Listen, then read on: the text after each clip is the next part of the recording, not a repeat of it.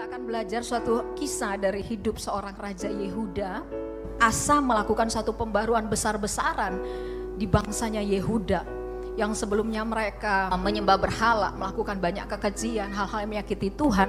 Tetapi keberadaan Asa sebagai raja pada masa itu, dia mengerjakan satu kegerakan besar, pembaharuan besar-besaran bahkan ya. Tetapi yang kita mau belajar, akhir dari hidup Asa sebenarnya tidak seperti awal. Bagaimana dia memulai bersama dengan Tuhan. Di masa pertengahan, bahkan sampai akhir masa hidup pemerintahan, Alkitab mencatat Asa itu berubah setia. Asa mulai kompromi, mulai menjauhi Allah dan jatuh dalam dosa yang makin dalam. Ya, dan Tuhan marah.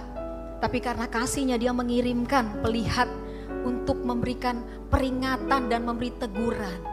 Yang mengerikan adalah dia justru menjadi sakit hati.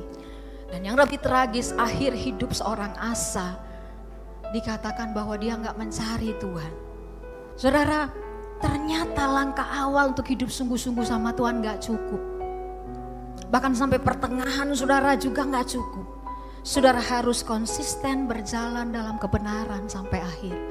Kalau Asa bisa ngalamin begini, kita juga bisa kalau kita tidak sungguh-sungguh menjaga hidup dan hati kita. Amin.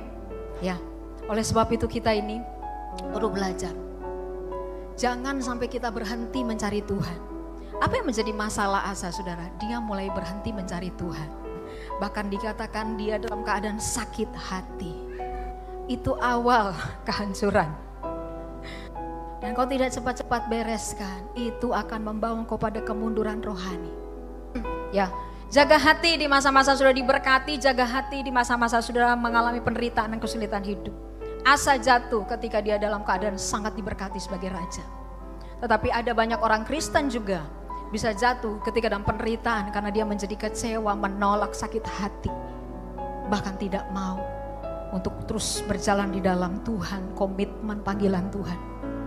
Dengarkan baik, masalah, pergumulan, tantangan tidak boleh menghentikan langkah kita kepada panggilan Tuhan. Hati itu tempat kita menyimpan janji-janji Tuhan, bukan menyimpan kepahitan, bukan menyimpan kemarahan dan kebencian. Buang semua yang jahat dari hati kita dan biarkan firman itu yang kita simpan, kebenaran itu yang kita simpan.